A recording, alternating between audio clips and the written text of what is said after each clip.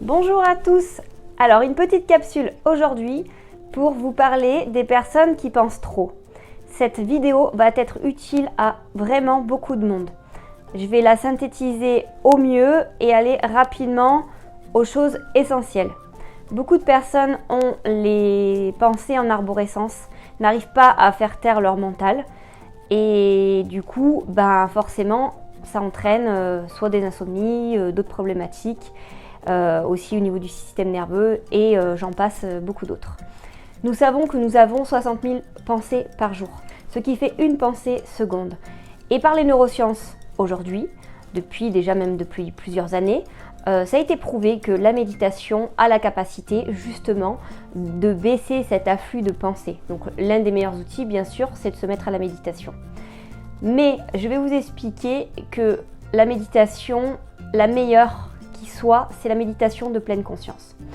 Pour vous expliquer tout cela, je vais vous parler du passé, du présent et du futur. Le 3/4 des gens qui pensent trop ne sont pas dans le présent. Enfin d'ailleurs, pas le 3/4, tous les gens qui pensent trop ne sont pas dans le présent. La paix, on la trouve uniquement dans le moment présent et pas ailleurs. Les gens qui vivent dans le passé vont être dans la rumination. On va avoir des tendances dépressives, être mélancolique, avoir des choses qui leur remontent, beaucoup de la nostalgie et qui sont très négatives donc pour leur santé mentale et qui va jouer donc forcément sur leur santé aussi psychologique, physique derrière.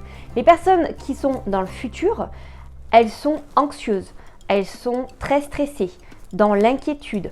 Elles n'arrivent pas à profiter pleinement de l'instant présent. Elles pensent toujours à ce qu'elles vont faire après. Mais elles ne sont jamais dans le ici et le maintenant. Ben non, ce n'est pas possible pour elles.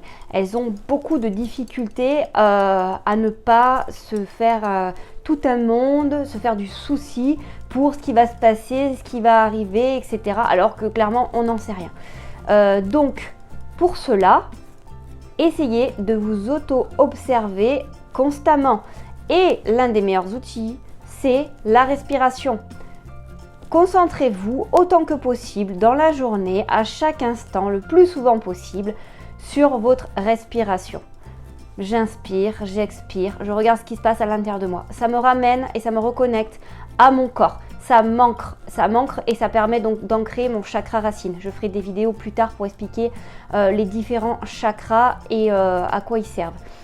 Et donc du coup, en s'ancrant, vous êtes dans le moment présent et vous êtes dans le ici et le maintenant.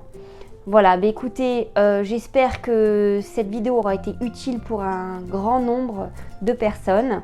N'hésitez pas à liker, à partager. Chaque semaine, je publie des nouvelles vidéos, des capsules rapides pour expliquer des choses sur certaines thématiques par rapport à mon métier de coach en santé émotionnelle et d'accompagnement justement pour les personnes qui ont pas mal de symptômes ou de troubles divers, surtout en lien avec le stress et les émotions. Et je vous souhaite une très belle journée et je vous dis à bientôt.